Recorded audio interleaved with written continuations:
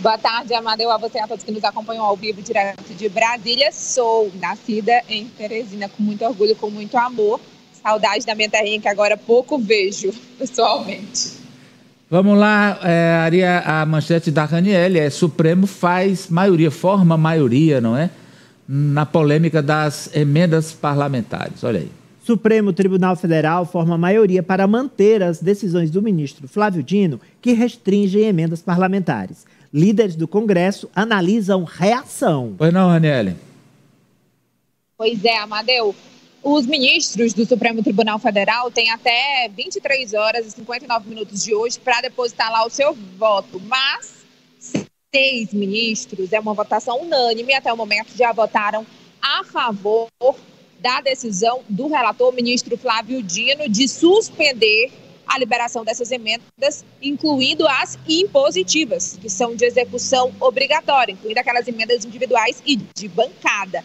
Com o ministro Flávio Dino, votaram também os ministros André Mendonça, que foi indicado por Bolsonaro, Edson Fachin, Cristiano Zanin, Alexandre de Moraes e também Dias Toffoli. Ou seja, dá para se entender aqui que não é uma decisão que o governo, pelo menos, está respirando aliviado, né? Já que teve outros ministros, né, até o momento, que se posicionaram também a favor dessa decisão. Lembrando que, de ontem para hoje, as advocacias da Câmara e do Senado se uniram em um recurso que 10 partidos políticos assinaram, incluindo o PT de Lula e o PL de Bolsonaro, esse recurso contra a decisão do ministro Flávio Dino. Esse recurso foi recusado ainda de madrugada pelo presidente da Suprema Corte, Luiz Roberto Barroso, disse que esse assunto já iria para plenário virtual, que foi o que aconteceu, e agora está à disposição dos ministros até o fim do dia de hoje. É provável um 11-0 ou um 10-1. É isso aí que está previsto até o final da votação dos ministros do Supremo, mas é uma maioria esmagadora favorável a essas restrições impostas aí pelo ministro Flávio Dino. E ele, mesmo na decisão, diz: a gente está dando um freio de arrumação. A expressão é minha, não está no texto dele, não. Estou só traduzindo aqui para uma melhor compreensão. A gente está dando um freio de arrumação e quer, depois que Congresso, Executivo e Judiciário encontrem uma forma mais transparente de fazer essas emendas dos parlamentares. Agora, o senador Marcelo Castro, Raniele, já disse que essa suspensão de dinheiro, aliás, de recursos, né, para o Judiciário na LDO, já é uma resposta do Congresso a essa decisão do Supremo? Então, foi uma medida provisória que os deputados e senadores se reuniram na Comissão Mista de Orçamento. A reunião primeiro foi cancelada, depois eles voltaram atrás, disseram que tinha um quórum e aí colocaram essa matéria em votação que dava ali um aumento nos recursos do orçamento do Judiciário. É um crédito extraordinário de mais de R$1 bilhão. Claro que a medida provisória já está valendo, mas o Congresso precisava analisar e eles recusaram. Foi uma resposta, uma retaliação direta ao Poder Judiciário por causa dessas decisões que vem frustrando o Congresso, que diz que tem a prerrogativa sobre o orçamento, sobre essa votação, né? Principalmente sobre essas emendas que são impositivas. E o senador Marcelo Castro, que já foi relator de uma lei orçamentária anual, ele disse que o ministro errou, que ele extrapolou a sua competência. Mas antes ele primeiro elogiou o ministro, aí depois ele criticou ali como negativa essa atuação de Dino. Vamos lá.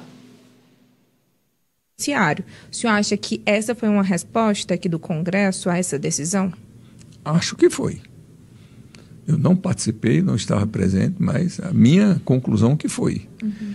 Sou fã de carteirinha do Flávio Dino, acho um quadro político excepcional do Brasil, mas acho, Raniele, com todo o respeito que eu tenho a ele, como gostam de dizer os advogados, data venha, data venha. Eu acho que o ministro está extrapolando, né, do seu poder. Agora, todas as emendas impositivas, quer sejam individuais, quer não sejam emendas de bancada, não vejo o menor sentido de ter feito isso. O senador, inclusive, relembrou, Amadeu, que essas emendas impositivas estão na Constituição desde 2015. Elas chegaram antes dessas emendas PIX, que foram alteradas em 2019. A gente vê, Amadeu, aqui em Brasília... Raniele, vamos completar o ciclo de reações com o presidente Lula, porque o presidente Lula, em uma entrevista hoje a uma rádio do Rio Grande do Sul, também manifestou sobre essa questão aí das emendas e essa decisão aí do Supremo, não é? Exatamente, era isso que eu ia comentar, que a gente vê aqui em Brasília uma triangulação aqui, olha, entre os poderes. Eles querem ali manter um diálogo e foi essa a estratégia do governo, porque agora Lula vê uma possibilidade deles chegarem em um acordo. Eu já vinha falando isso no início da semana, que eles queriam chegar a uma negociação e com essa decisão do STF, aí sim eles esperam negociar com o Congresso. E lembrando, Amadeu, isso já é pensando nos próximos presidentes da Câmara e do Senado. O Congresso que teve esse poder sobre o orçamento, né, principalmente com o orçamento impositivo a partir de 2019 no governo Bolsonaro, agora Lula quer reverter a situação para poder governar. Vamos ver o que ele disse. Não é correto. O Congresso, sabe, tem emenda secreta. Não pode ser secreta. Então, sabe, por que alguém apresenta uma emenda e não quer que ela seja publicizada se a emenda é feita para ele poder ganhar apoio político? Então ele deveria ter o direito de publicizar. De qualquer forma, eu acho que esse impasse que está acontecendo agora é possivelmente o fator que vai permitir a gente fazer uma negociação com o Congresso Nacional e estabelecer uma coisa justa na relação do Congresso com o governo federal. Muita gente, às vezes, pensa que tem uma briga eterna com o Congresso. Só para vocês poderem entender, né? Porque a gente vê muito a liberação de emendas à medida que o Congresso vota a favor das pautas do governo. E é isso que Lula e o governo, né, quer de novo ter esse poder, de poder não ficar refém do Congresso como é atualmente, porque eles têm as emendas deles e são emendas altas. Esse é um jogo do poder. Aliás, a disputa, vai ter uma disputa agora de eleição em outubro. Qual é a disputa? É para saber quem é que vai comandar o dinheiro dos municípios, das câmaras, e o que é que esse dinheiro eles vão fazer de obras, de projetos, quer dizer, comandar o orçamento do município. A disputa política, o jogo do poder, a natureza é essa. Então, está se dando agora uma tentativa de rearranjo, professor Vila. Chegaremos a um bom termo ou o senhor acha que isso está muito complicado, está muito mexido, professor? Olha, não há nenhum regime presidencialista em democracia consolidada como o nosso, em que o executivo, no caso o presidente da República, tenha tão pouco poder orçamentário como no Brasil. Isso não existe. O que nós estamos vendo aqui é o absurdo dos absurdos do absurdo. Não existe. Não existe em nenhum lugar. Regime presidencialista puro. Veja, por exemplo, e aí a comparação é mais que necessária, tem de ser com os Estados Unidos, né? Que é um regime presidencialista puro. Nós não podemos ter nenhuma referência na Europa. Por quê? Ou são república semi-parlamentarista ou parlamentarista pura ou monarquias parlamentaristas. Então, entendo que a comparação, nesse caso, só pode ser feita com os Estados Unidos como democracia consolidada. Podemos lembrar até o México, se assim o desejarem, que teve até eleição recente, é o mesmo caso. O caso nosso é único. O que nós dizemos aqui é um absurdo. Mas no país dos absurdos, o absurdo depois de um tempo vira uma coisa normal. Do investimento, aproximadamente, o Congresso tem quase que 50%, que é muito pouco no quanto geral, e a Presidência da República 50%. Não dá para governar. Isso não existe. Isso não. E também viola a Constituição. O ministro Flávio Dino está corretíssimo. É só ler.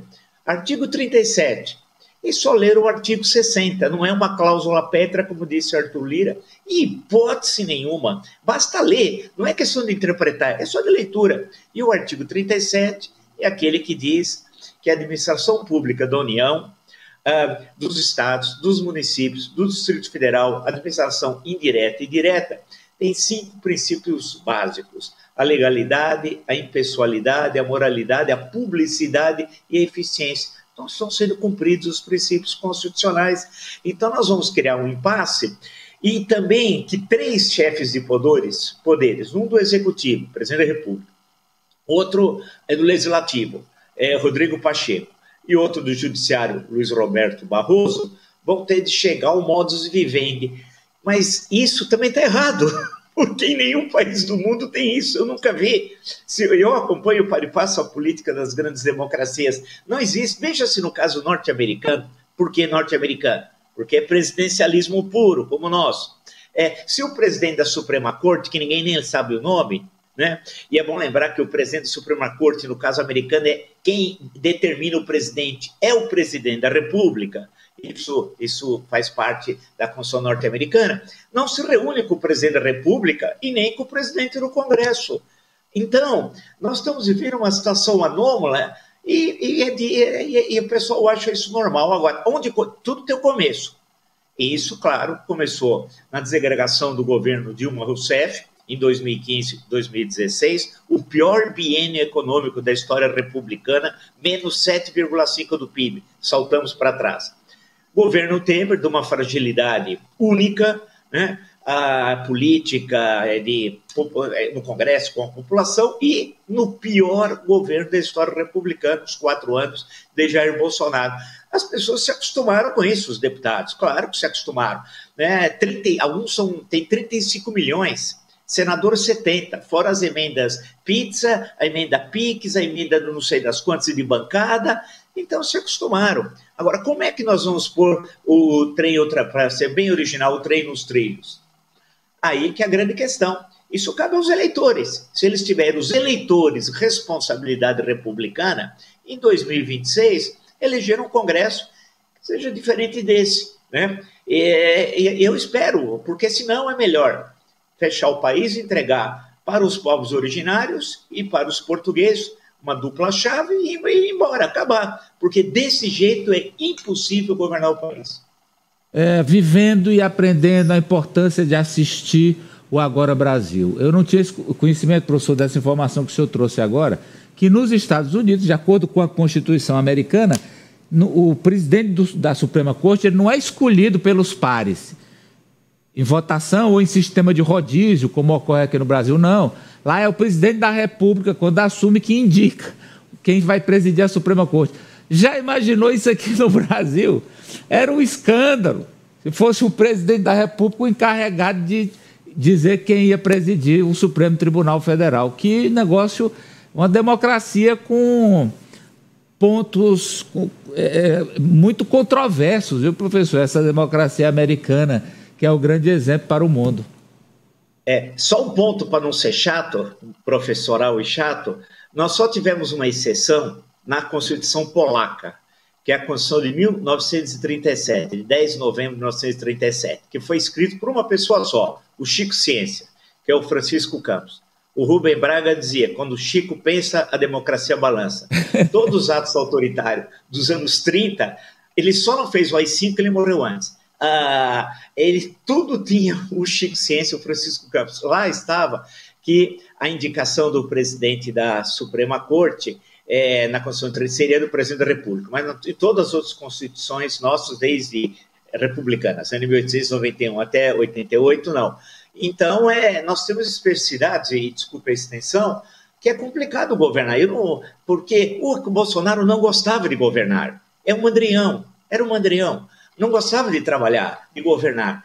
Mas os outros presidentes, independente de quais sejam, no caso agora é o presidente Lula, têm de governar. Foram eleitos para isso. O Congresso não pode sequestrar a vontade popular. E não é o artigo 60, que está errado, basta ler o que está escrito. Não é cláusula pétrea. O que é pétrea? Só pode ser mudada por uma nova Assembleia Nacional Constituinte. Não pode ter PEC. E não é o caso. Então, vai criar um impasse. No fim, vão criar uma solução a la brasileira, macunaímica, né? E a vida segue, mas não é o correto em termos republicanos.